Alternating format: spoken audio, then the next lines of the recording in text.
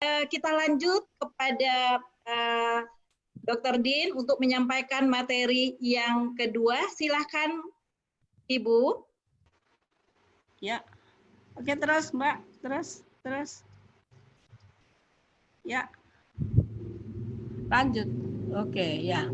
Jadi di sini Pak Karim membuat kebijakan bahwa di dalam pendidikan di masa pandemi ini yang diutamakan adalah kesehatan dan keselamatan para pendidik dan tenaga kependidikan, keluarga, dan masyarakat. Dengan demikian, pendidikan itu tetap di bulan Juli, tapi dimulai di zona hijau, di mana zona itu menjadi dasar yang menentukan adalah dari tim percepatan COVID dan dari Kementerian Kesehatan. Konvergensi pertama itu adalah dalam suatu area harus ditentukan dulu area ini zonanya kuning, oranye, atau merah. Nah, zona yang belajar dari rumah itu yang masih berada dalam zona oranye, merah, ataupun yang kuning. Jadi hanya boleh yang hijau, tapi tetap memakai konsep protokol kesehatan. Ya, lanjut. Slide berikutnya.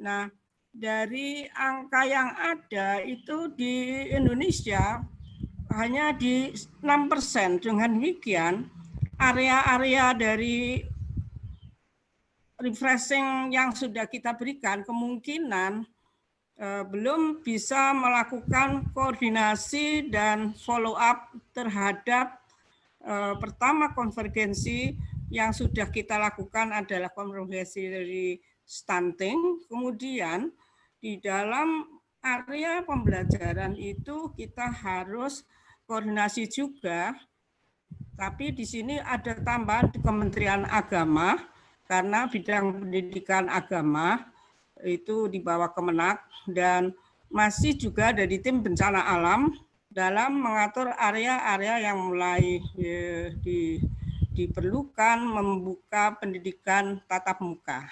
Ya, slide berikutnya.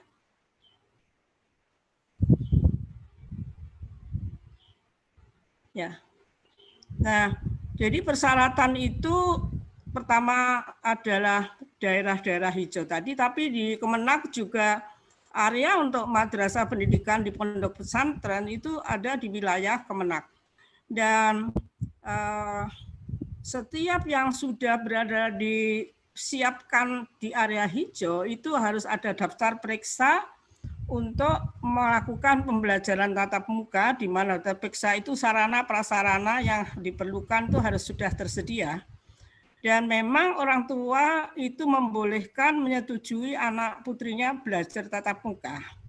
Dengan syarat-syarat itu, bila tidak terpenuhi salah satu, maka harus dilakukan kembali belajar dari rumah. Ini Pak Nadiem seperti itu ya.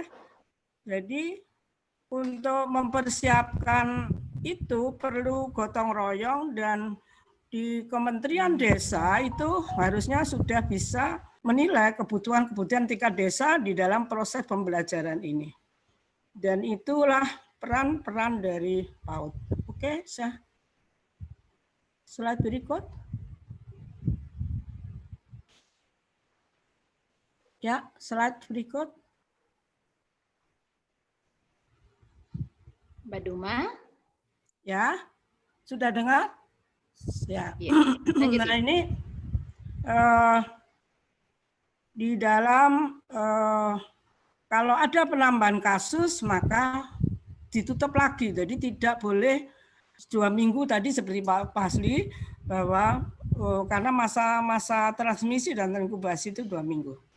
Nah, dengan demikian pada kebiasaan baru itu harus ditanamkan di dalam zona hijau ini. Memang upaya menjaga kesehatan dan keselamatan anak-anak ini yang utama. Dengan demikian pada tahap 3 baru dibuka di zona hijau setelah tahap 1 SMA dan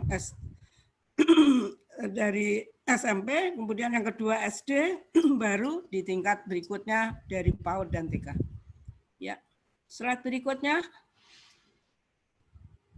Nah, daftar periksa ini seperti kesiapan protokol kesehatan tadi, mulai dari periksa suhu, kemudian dari protokol bersih. Tadi sarana PAUD yang dulu tidak pernah ada sarana cuci tangan, tidak ada untuk jaga jarak dalam suatu anak-anak biasa bergerombol, ini kita harus pisahkan, dan alat-alat APE-nya juga itu. Untuk jarak jauh mestinya ada program khusus yang dibantu sementara dari TVRI, program yang bisa sudah dilansing oleh Pak Menteri. Ya, silahkan. Nah, kemudian beberapa pertanyaan sudah siapkan, dana POS, kemudian dana BOP, itu dipakai untuk masa kedaruratan COVID ini sampai kesiapan satuan pendidikan tadi. Dan ini sebetulnya kalaulah ini untuk beli pulsa paket ini banyak yang dilakukan dulu baru reimburse, dan diharapkan ini tidak banyak terjadi.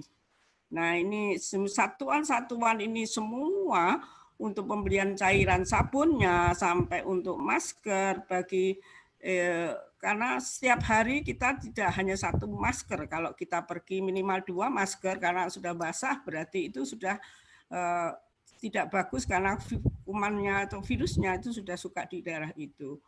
Nah, dan dengan demikian suatu usulan BOS dan BOP yang sudah berjalan itu kita harus ubah dari posisi ini.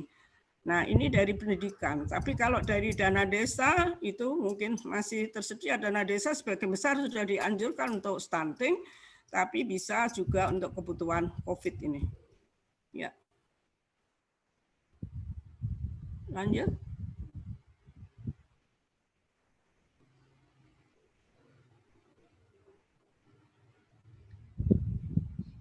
Ya. Dan dicatat juga guru-guru honorer.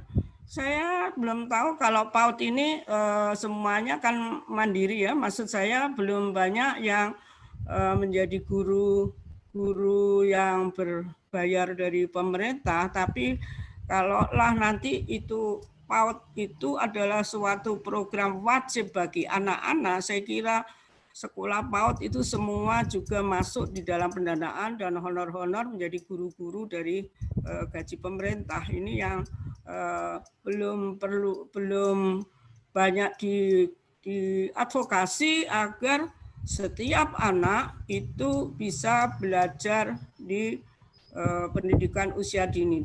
Dengan demikian nanti stimulasi dan rangsangan untuk edukasi dan untuk anak-anak usia itu berjalan di semua anak di Indonesia, miskin, kaya, kota, desa, itu akan mendidikan keterampilan stimulasi sejak dini. Dan tidak semua juga di madrasah juga bisa dilakukan. Ini adalah cita-cita kita untuk hak anak semuanya, pendidikan sejak usia dini bisa terjadi.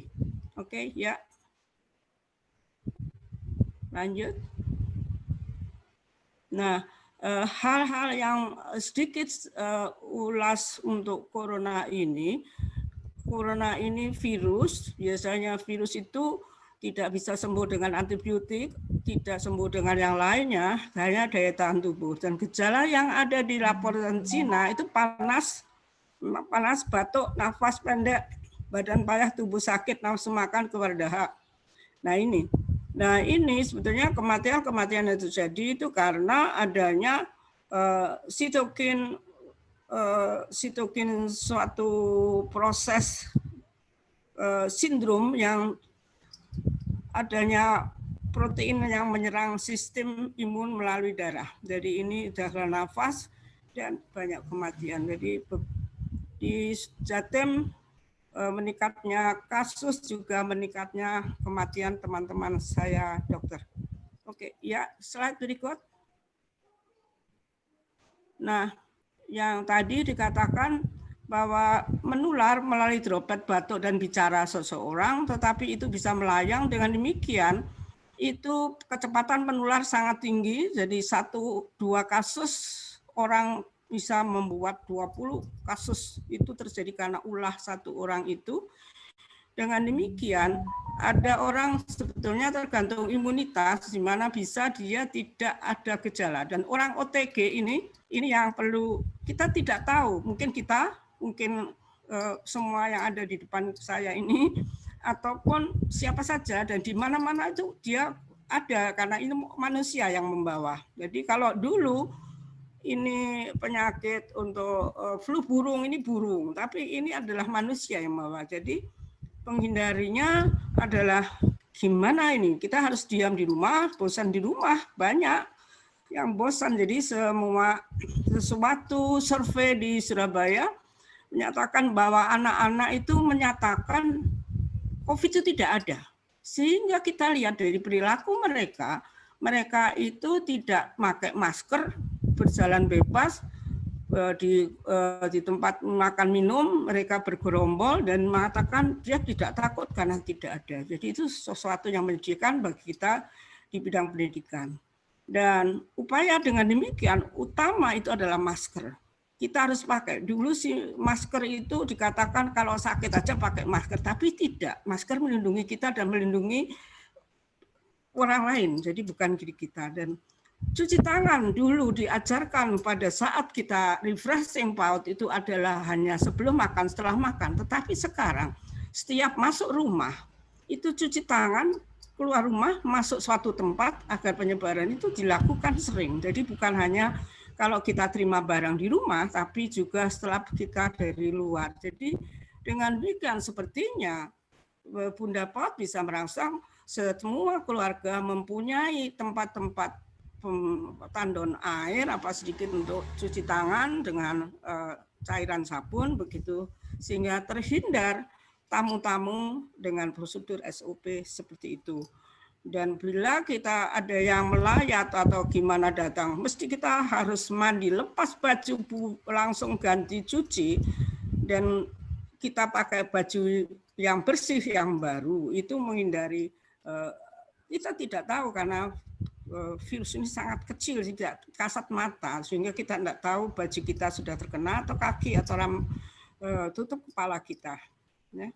Batasi kontak, jadi itu yang karena OTG ini tidak kelihatan. Dan saya suka, kadang-kadang hoax ini sebenarnya ini bukan, ini sebaran ini bagus ada di setiap WA yang baru. Ini sudah ada seperti ini adalah peringatan-peringatan bagi kita agar kita pakai masker selalu. Ya, ini. Oke. Dan kebersihan itu utama, dan ini adalah saya lihat suatu kondisi positif pada pandemi ini, peningkatan kebersihan, peningkatan pemakaian yang bersih. Dengan demikian, kita mesti tiap hari dari tim COVID itu memaparkan bagaimana penambahan ini berjalan. Saya hanya memberikan di sini adalah istilah-istilah yang sering terpampang di sini. Apakah semua sudah paham? ODP, apa itu sudah dapat PDP? Jadi judulnya saja PDP singkatan dari pasien dalam pengawasan. Berarti orang ini sakit. Sakit ini bisa berjalan saat itu, baru kontak aja, atau sudah sakit, tapi masih bisa jalan-jalan, atau dia pergi dari tempat yang pandemi tadi. Jadi seperti Surabaya dikatakan center dari pandemi, sehingga mestinya setiap orang datang di kota yang lain ditanya, kalau dari Surabaya minimal harus dites dulu apa yang terjadi. Kemudian orang dalam pantauan itu sudah demam, dan itu kemudian ada gejala. Nah, itu yang perlu kita perhatikan. Ada yang sakitnya itu setelah jalan-jalan atau dia tidak. Ya, jadi ini. Jadi step-step orang di dalam ini orang dalam pengawasan ini kadang-kadang sudah dengan penyakit yang berat ya, membutuhkan perawatan di rumah sakit, tapi kalau kita masuk ke rumah sakit justru dikumpul dengan yang positif menjadi positif.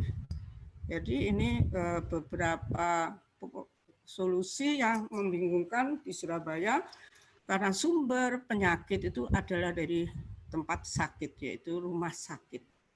Jadi bagaimana kalau upaya kontrol penyakit sekarang yang memerlukan harus ke rumah sakit, jadi itu harus dengan step-step protokol kesehatan yang sangat ketat. Ya, terus.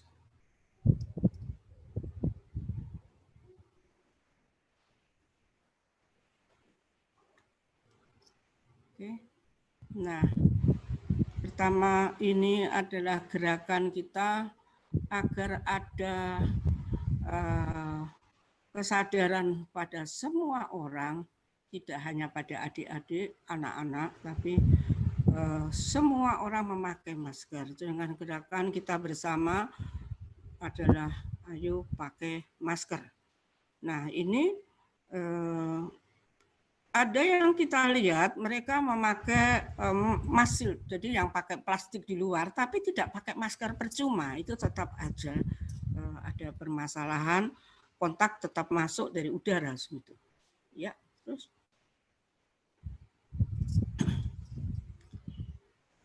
Oke. Nah, pada masa kita pandemi ini, Pak Jokowi tetap mengingatkan bahwa ancaman stunting dan penyakit lain itu yang masih mewabah itu perlu juga diperhatikan. Seperti TBC, malaria, demam berdarah. TBC ini memerlukan pengobatan yang rutin yang harus mengambil obat di rumah sakit atau di puskesmas. Dengan demikian, itu dia mesti biasanya khawatir bagaimana akan lebih parah kalau terkena. Nah ini, sedangkan peringatan yang lain itu dari IDAI tadi itu sudah disinggung oleh Pak Wasli bahwa akibat akses pelayanan terganggu, ini risiko penyakit kalau malnutrisi harusnya juga difokus. Jadi harus konsep new normal itu sesuai kebutuhan dasar tumbuh kembang anak. Dan tumbuh kembang anak itu harus diperhatikan karena tumbuh kembang optimal itu menentukan kualitas generasi selanjutnya. Dan itu pengertian ini kita sudah berikan pada saat refreshing bersama program-program dari tim dari stunting. Ya. Nah, dari kelihatan sudah nampak dampak ekonomi tadi dari data Pak Fasli, kemudian akses terhadap makanan, terutama biasanya akses akibat dampak ekonomi adalah harga lauk protein yang mahal. Tapi untungnya di dalam komponen di dalam telur itu yang termurah, itu mengandung semua unsur yang untuk imunitas. Sehingga dalam gerakan makan membuat imunitas sebetulnya sudah cukup bisa diketahui bahwa di dalam refreshing kemarin kita sudah telur itu cukup bagus, dan kalau enggak protein hewani termurah itu ikan produk lokal itu bisa. Tetapi pada gangguan layanan kesehatan ini sehingga membuat monitoring dari gizi ini tidak berjalan. Posyandu tidak buka. Dan imunisasi bagaimana? Sudah imunisasi masalah itu paling sulit diterima masyarakat, dan ini ada kendala lagi di masa ketakutan kena penyakit.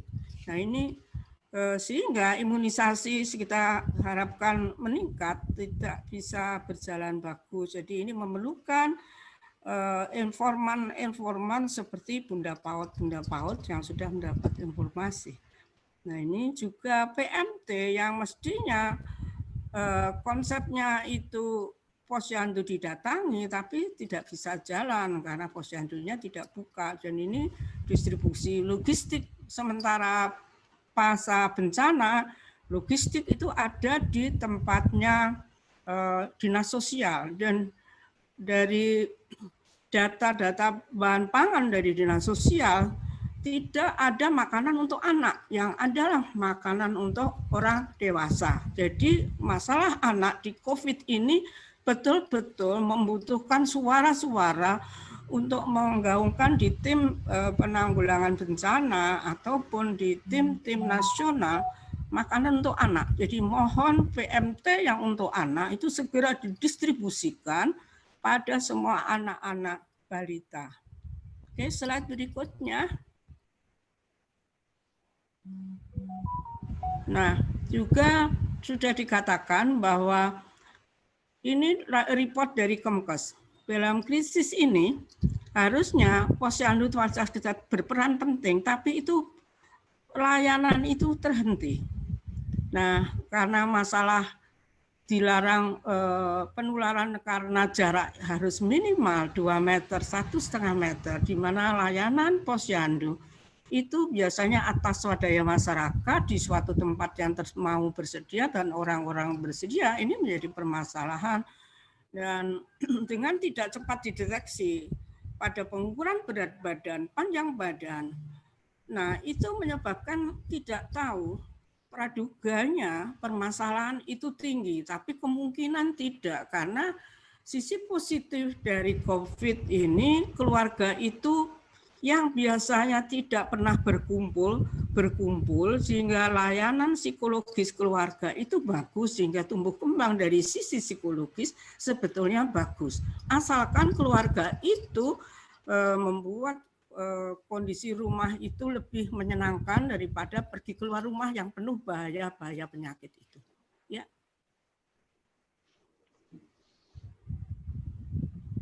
Nah, pantauan ini IDAI berharap tetap ada SDI-DTK, jadi intervensi dini penyimpangan tumbuh kembang yang mulai ada stimulasi harus ada, diterima oleh anak, ada deteksi tumbuh kembang, ada intervensi dini, ada rujukannya. Nah, bagaimana ini bisa berjalan? Karena ini sebetulnya adalah biarpun angka pandemi, angka anak itu 3% dari kejadian pandemi di seluruh usia, tetapi 3% ini kalaulah ini kita perhitungkan ke depan itu merupakan suatu kekurangan di dalam layanannya. Oke, ya. Ibu? Ibu punya waktu sekitar 7 menit lagi. Oke, ya.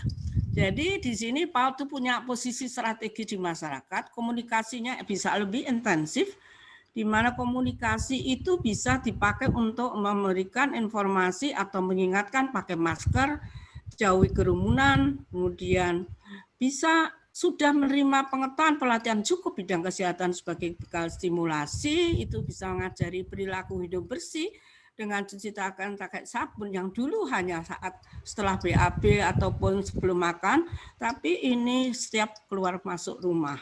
Dan punya dokumen ini, dokumen data pertumbuhan sangat bagus sehingga bisa dilakukan komunikasi ke keluarga. Oke, ya. Lanjut. Ya, refreshing yang sudah ada kita ingatkan, ya, sudah. Oke. Semua sudah ingat apa yang sudah kita dapatkan? Ya. Nah, ini permasalahan tadi oleh tiga masalah, ada stunting, ada wasting, ada underweight, ada obesitas. Oke, terus lanjut. Nah, wasting itu adalah anak terlihat kurus, kalau stunting terlihat pendek. Kalau yang kurus ini karena kekurangan pada saat ini atau kurang gizi, ini mungkinlah yang banyak akan terjadi pada masa pandemi ini, sehingga angkanya akan lebih banyak kita lihat anak kurus. Tetapi kemungkinan kalau keluarga itu mengutamakan dan terbaik anak itu diberikan makanan untuk anak, ini tidak terjadi. Dan kalau stunting ini masalahnya memang panjang. Ya, terus slide berikut. Ya, slide. Nah, ini penting. Jadi mengapa ini kita harap tumbuh optimal? Karena lebih cerdas, sekolahnya maju, jarang sakit. Ini menjadi setelah dewasa kerja bagus. Nah, ini stunting dan wasting yang harusnya berjalan di posyandu, di layanan-layanan ujung. Ini semua tidak berjalan sebagaimana harapan ini. Oke, slide berikut.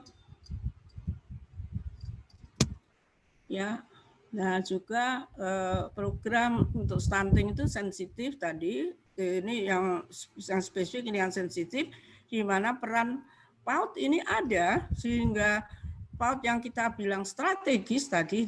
Dengan demikian, PAUD itu bagaimana dalam upaya masa zona hijau hanya 6% ini bisa tetap memberi stimulasi dan perkembangan optimal, dan utamanya itu adalah asuhan gizi dan menanyakan kondisi sanitasi dan keluarga itu dalam keluarga adakah kekerasan atau tidak. Ya, lanjut. Nah, seperti ini contoh bisa dilakukan di rumah, dicatat tiap bulan, pakai timbangan injak dan ukuran tinggi badan. Tidak semua punya buku KIA, karena buku KIA diberikan kalau bunda itu waktu hamil periksa di tempat pemerintah.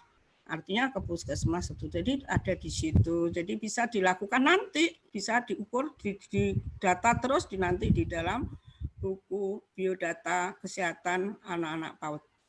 Ya, terus. Ya, lanjut. Nah, ini adalah bekal-bekal komunikasi yang bisa dilakukan Bunda dengan membuat WA grup dari anak-anak PAUD. Bunda-bunda PAUD ini dengan bunda-bunda anak-anak bisa membuat WA grup untuk mengatasi hal-hal untuk tertib disiplin dalam protokol kesehatan, terutama dalam masker, kemudian cuci tangan, jaga jarak, jangan diajak kemana-mana, konsumsi, kemudian kebersihan, dan bagaimana penggantian dan olahraga diajak ke rumah. Itu bisa, materi ini adalah materi komunikasi. Ya. Nah, jadi yang pertama ini adalah menjaga komunikasi dengan orang tua, memberikan masukan aktivitas pembelajaran yang menyenangkan tetap berlangsung. Sebetulnya belajar cuci tangan itu paling senang. Jadi belajar pakai masker bisa langsung bersamaan. Dan mendukung pengasuhan positif dalam artian mengajak bermain bersama, lempar bola bersama anak, bermain sepedaan di rumah. Tapi kalau rumah sempit memang sulit ya. Dan itu memerlukan suatu pembuat kelulusan anak, jadi barang-barang sebagian besar disingkirkan di mana anak bisa bermain. Kemudian menjaga anak-anak terhubung secara sosial pada saat komunikasi dengan orang tua, diupayakan bisa terjadi video call gitu dengan anaknya, dengan menyapa bunda bisa menyapa anak-anak itu akan stresnya akan kurang. Ya, terus. Ya, lanjut. Ya, yang belajar daring ini bahaya.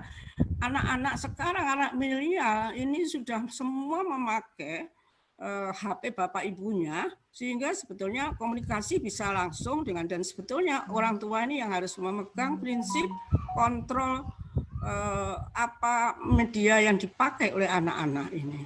Nah, kalau usulan saya untuk paket data kuota itu sebetulnya enaknya setiap rumah itu ada dikasih apa ya, kabel-kabel untuk bisa internet, bisa HP, sehingga tidak tergantung kuota saja. Kalau bisa anggaran-anggaran itu bisa dibuat seperti itu.